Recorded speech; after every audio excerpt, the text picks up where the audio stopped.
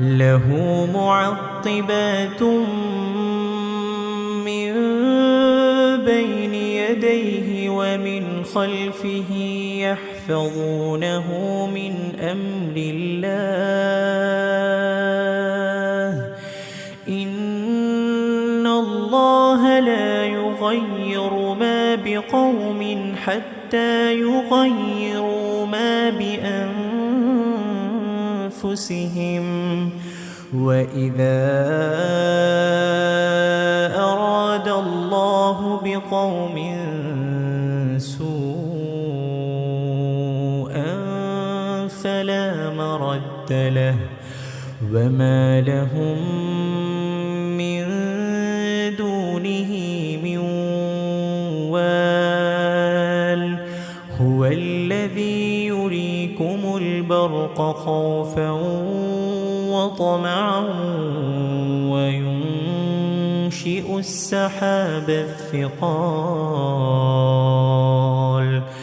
ويسبح الرعد بحمده والملائكة من خيفته ويرسل الصواعق فيصيب بها من يشاء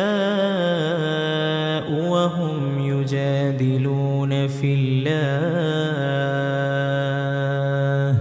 وهو شديد المحال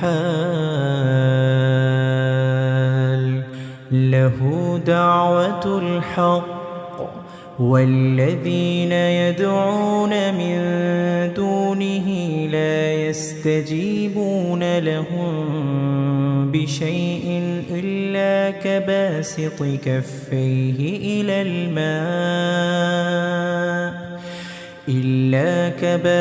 كفيه إلى الماء ليبلغ فاه وما هو ببالغه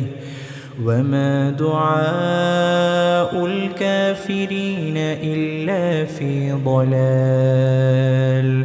ولله يسجد من في السماوات والأرض طوعا